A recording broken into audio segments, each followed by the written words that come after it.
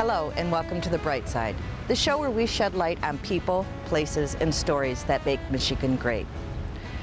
I'm Nick Metzger, the host for today's show. The theme of this episode is financial empowerment, or how to make, save, and use money to gain financial wealth. We will see how people and organizations in Michigan are financially empowering others by helping them to start college savings for their kids, purchase a home for the first time, get free tax preparation, learn how to run their own business, or even use coupons to save money. Stay tuned as we start The Bright Side with Show Me the Money Day, an annual event across cities in Michigan where people can go and sign up for free tax assistance, meet with representatives from local banks and colleges, and attend free money workshops.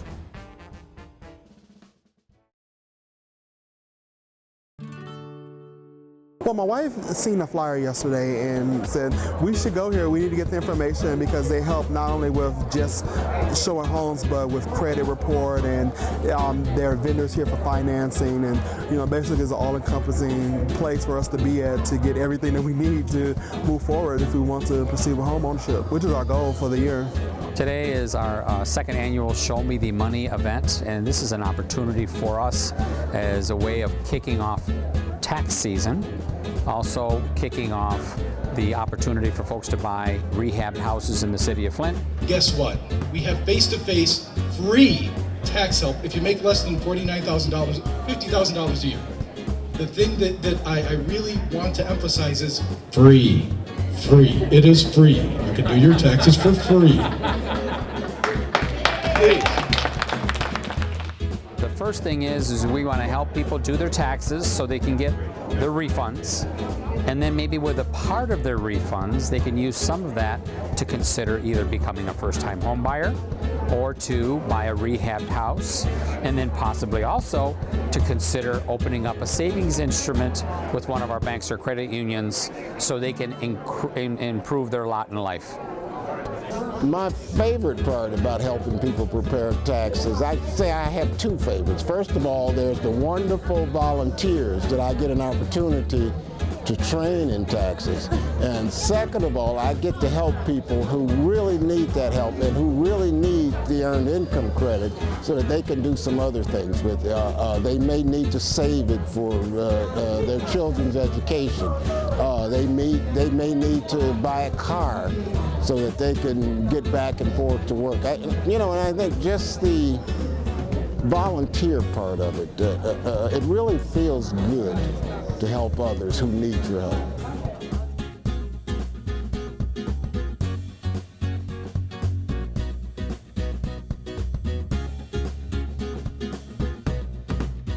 I'm with Central Michigan 211. Today specifically we are signing people up for free tax appointments in the capital area.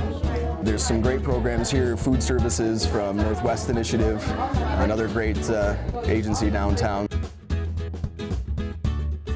Show Me the Money Day. All right. Show Me the Money Day is an annual event intended to provide free and sound financial guidance through workshops and presentations. We have vendors, 23 different vendors. We have everything from home maintenance to financial institutions to the colleges are here. So there's a lot of different information on financial matters, education, home repair, that type of thing. It was interesting, had a lot of good topics that I wanted to hear about. We've already had people ask if we're going to do it again.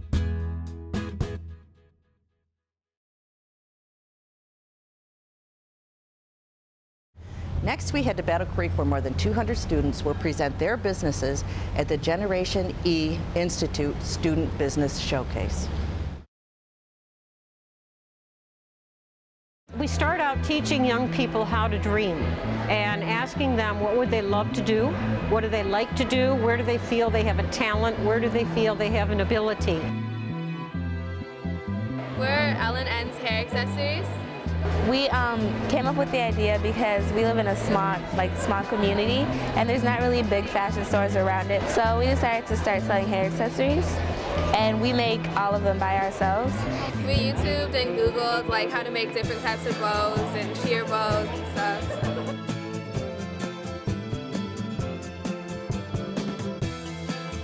This is our 7th annual Generation E Student Business Showcase. There are 170 businesses here today. There's 235, I believe, students, because some are sole proprietor and some are partnership businesses. The name of my business is called Thirsty. It's a business that we created for our marketing class.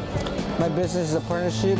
We basically sell our lemonade at sporting events at Barron Springs High School. It's something really cool because there's not many concession stands in Barron Springs. There is some, but they're not always open. And on hot days, when it's really hot, people usually take some nice lemonade. My teacher taught me, she went through the steps with me about the business plan, about how to develop my business and find something I really care about.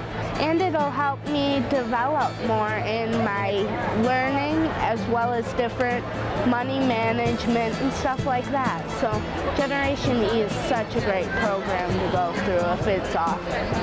And a Generation E program is either in a school or it's a community organization, any program where there's a certified educator or facilitator who uses the Generation E curriculum.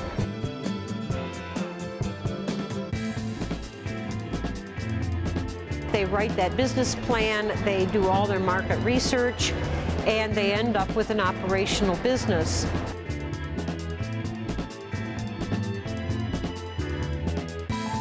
We are basically a matching service for humans and animals. We find your animal friend for life. Well, my dad is a veterinarian, so I just figured that might as well follow something in the family business, kind of, if you will.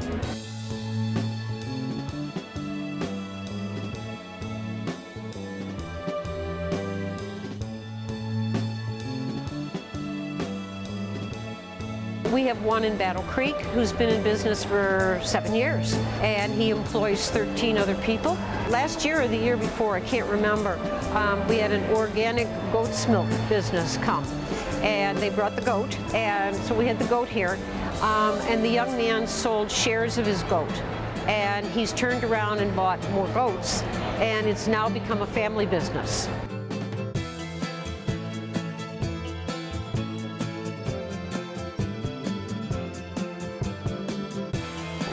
I think it just brings happiness to everyone, having a cupcake, but I really enjoy baking too. It's one of my favorite things to do.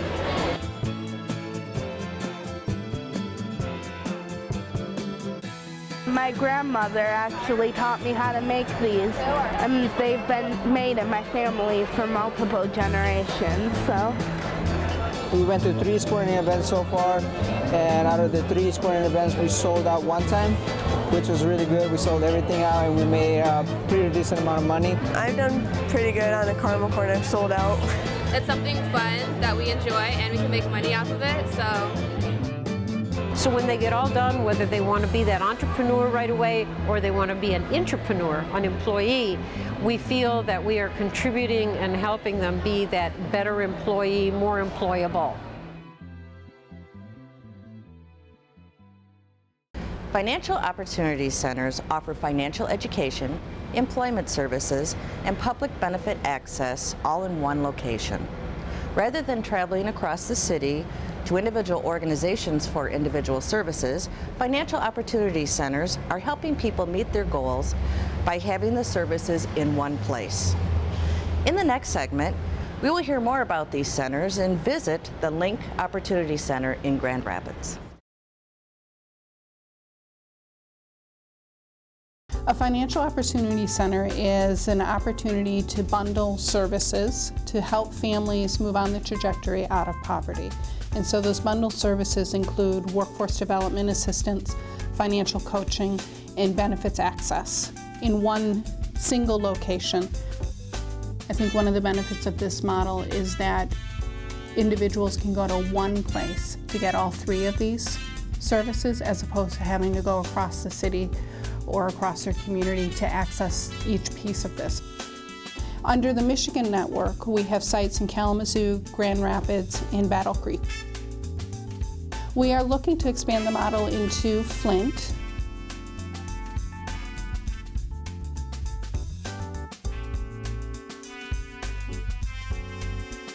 we've got a ton of successes that we do. We have a young lady that is, her name is Phyllis, that came to us. She was homeless, no job, and now she has an apartment through us. She has a job and is moving toward correcting her credit so that she can move forward.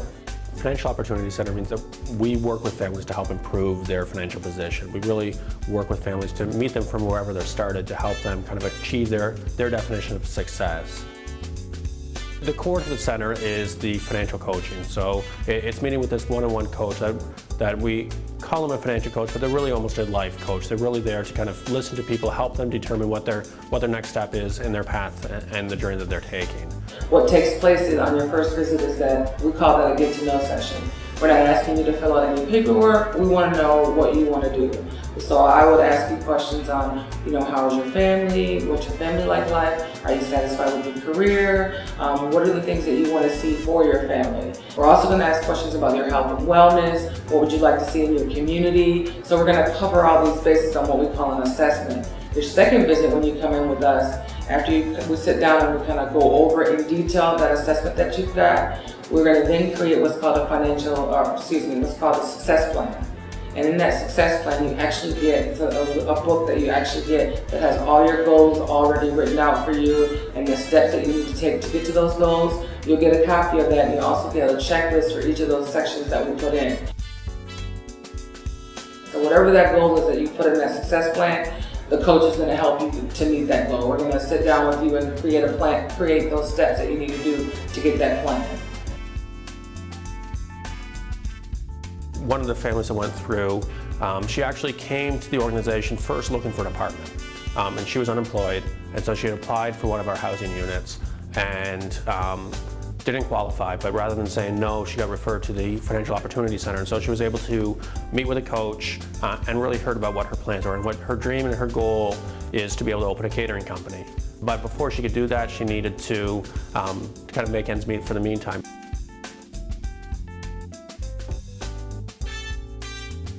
She's working with a coach to kind of start to budget for school so she can go back to get a degree in culinary, the culinary arts to kind of prep her for that goal of being able to eventually open her own business. In 2011, 3,000 families were able to find employment through the Financial Opportunity Center's model.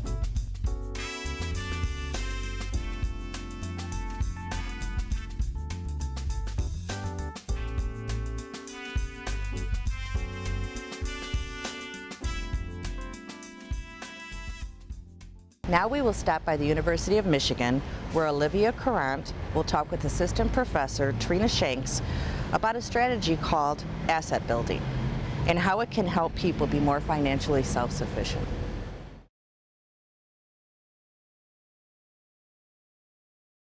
My name is Trina Shakes. And Trina, what do you do here at U of M? Well, I'm an associate professor, so during the school term I teach classes. And then I also have research projects. So most of my research projects are helping low-income families save, particularly children, saving for college. And so those are the kind of research projects I do. And also some youth employment things in the city of Detroit. So what is asset building for someone who's never heard of it before? Well, asset building is strategies for helping people to accumulate assets and build wealth over time. So for example, if someone has no income or low income and no wealth, and they don't have much money in a savings account, asset building will help them, first of all, start to save, and eventually perhaps purchase a home or start a business or have retirement savings that they didn't have before. Tell me some of the basic strategies behind asset building to get people to save more and build wealth. Well, oftentimes it starts with financial education classes to help people learn how to budget their current resources better. But then once people realize that they can save and they don't have to spend everything that they have, oftentimes there are incentives for people to save more for particular purposes. So oftentimes whatever people are able to save, it's matched 2-to-1 or 3-to-1 or 1-to-1. For every dollar they may get an extra $1 or $2 to help them reach their savings goal more quickly. What is an IDA? Well, an IDA is an individual development account.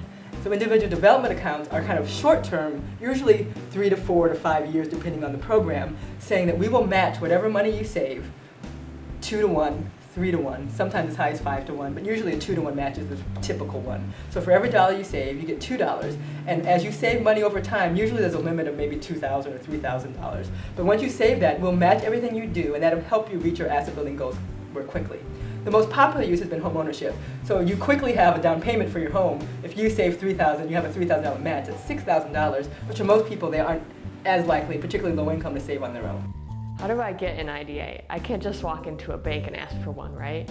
Well, usually they aren't offered directly by banks. They're usually, IDA accounts are usually offered by community-based organizations. Oftentimes, community action agencies have IDA accounts, but I think the most interesting thing now is it went from a kind of theoretical idea to kind of a test pilot in certain places in the US between 1998 and 2003. But then the US government, the Department of Health and Human Services, actually has said, we want to make this a federal policy. So now, if someone at a local level wants to offer IDA accounts for their community, they can apply to the Assets for Independence program and get a grant to provide IDA accounts in their communities. So if someone was interested in who in their community received these grants, they can look up at the HHS ACF website under Assets for Independence and see if there's any programs in their local area. Trina, you specialize in asset building for youth and children. What does your work in that area involve? Well, my work has been kind of in two different areas. So one has been doing empirical research using national representative data to see if households that have wealth and assets, if their children do better. And so the research has showed, particularly on test scores and on the likelihood of graduating high school and go to college, families that have more assets, their children do better academically. So if you look at a low income, a middle income, and a high income household, their vocabulary scores, so for low income it might be right here about 300, for middle income it might be right here about 700 words, and for higher income it's like 9,000 words. And so as early as 2 or 3, children start to get behind even before they're in school. And even though we know that specific research for income, it's even worse when you take in wealth inequalities. And so, in my opinion, if you can start building assets early, and if you could help families and children to, one, have economic security, but two, to have the expectation to go to college, it'll help our country do better over time. So not only are people less likely to live from paycheck to paycheck and have an emergency kind of throw their economic situation asunder, what you can do is you not only have more economic security, but you have children with more stable lives over time, which makes it more likely for them to do well in school and to go on to college and to be productive citizens.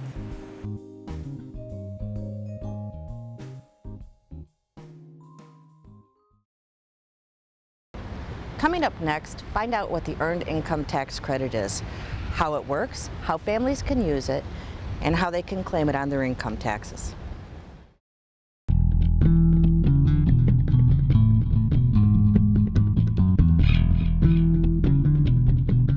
The Earned Income Tax Credit, or the EITC, reduces the tax burden of working families.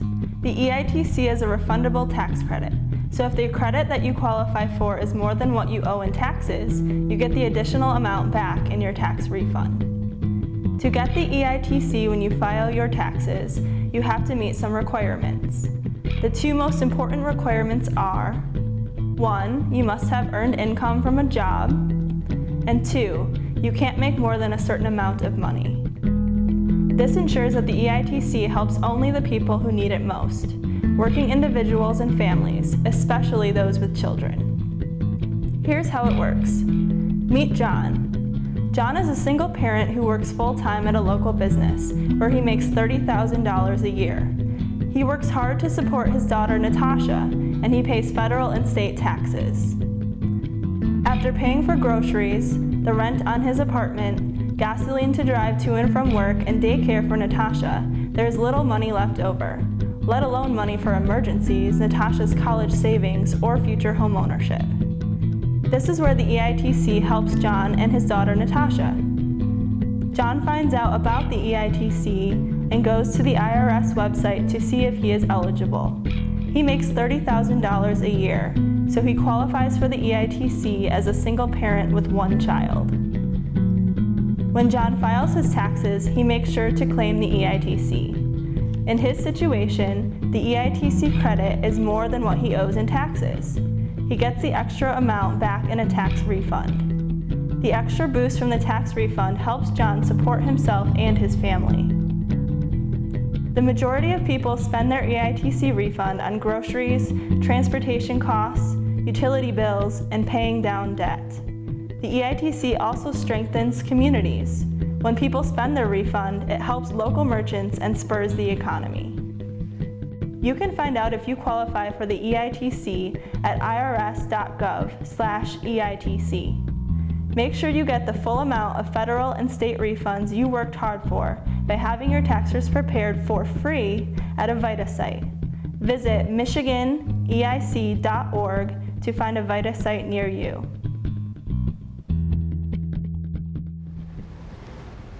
If you want to save money right now, have you ever thought about using grocery coupons? Coming up are practical tips on how to get started, what to do with your coupons, and what to avoid so you do not waste money. Hi, I'm Amber Paxton. I work for the Asset Independence Coalition, which does free income tax preparation and financial education in Eaton, Clinton, and Ingham counties. We are at the Rite Aid in Frandor to talk about extreme couponing. Extreme couponing is something that's very easy to learn how to do, and it can be something you just spend a couple hours a week on or many hours a week, and you can save as much as 40% or more on your expenses for your home by shopping using extreme couponing. I have some top tips for you, and one of those is my favorite tip, which is if you are doing a buy one get one free, then you can actually use 2 coupons. The store considers you to be buying 2 products. And so this week at Rite Aid, there are a ton of buy one, get one frees. What that means is if you can find a printable coupon, for instance, online, you can print 2 of them as long as there's not a limit of 1, and you can use both of those to get both items for a less price. Stacking coupons is the best way to get the best deal. And the way that you stack coupons is to know that you can use 1 manufacturer coupon, 1 store coupon, and a sales price all at the same time. And we call that the perfect storm. So you can use a coupon that's in either your store's website or in their paper ad, combined with a manufacturer's coupon combined with a sale. So for an example, if Kellogg's cereals were on sale at Meijer for $2.50 a box, and you had a manufacturer's coupon that was $1 off of 3 boxes, and there was a store coupon for buy 2 get 1 free Kellogg's cereals, you could use all 3 of those at the same time, and that's the way to maximize your savings. When you can find really good deals, the key is to buy as many as possible as you can get at that deal. Now often it's limit 4 or something of that nature and you need to check. But what I do is stock up, especially on paper products. So I have a shelving unit in my garage that contains paper products, cleaning products, anything non-perishable that I've stockpiled. And what that does is it makes it so about every 4th shopping trip I do, I spend about half as much because I'm relying on my stockpile. Okay, let's talk about what not to do. What you shouldn't do is buy things just because you have a coupon, because frequently the generic brand of a particular item will still be cheaper than the price of a name brand with a coupon, and you need to be careful of that. The second thing is don't buy something that you would not normally buy. In other words, something you're not going to use unless it's free. Then buy it anyway and give it away. And you must be watching the register as things are rung up. And if a certain coupon doesn't work and you wouldn't have wanted that item at that price, then ask them to return it. It's really not an issue for the store to be willing to do that, and we don't want you to end up spending money and feeling regretful on the way out of the store. So some of you may be wondering why we're talking about grocery store coupon, but we're standing in front of Rite Aid. And the answer is that you can actually make money here using extreme couponing. The reason is they have a Rite Aid Plus Up Rewards card here, and if you don't already have one, you should go into the store and get one. If you go to crazycouponlady.com, she has an extreme couponing at Rite Aid section every week. It's generally posted on Saturday night, and it's for the following week. And that one will show you how to get about $20 in product every week for about $5.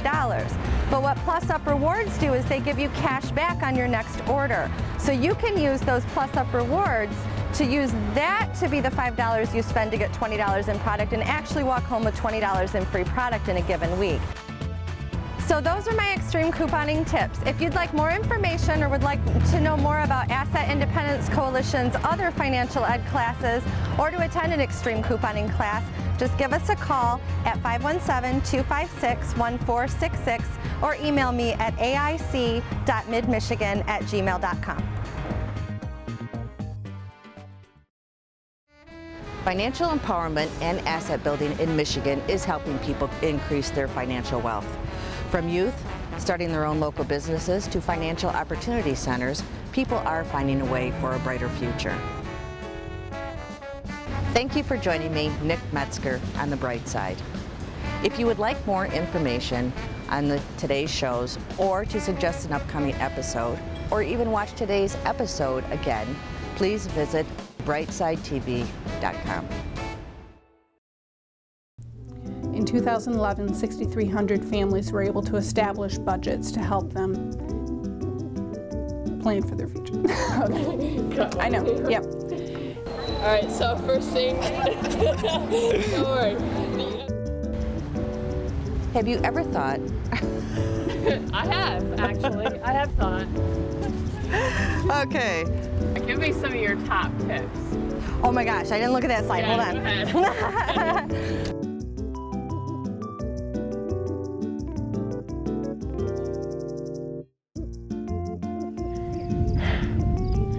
Can't you move any faster? Jeez.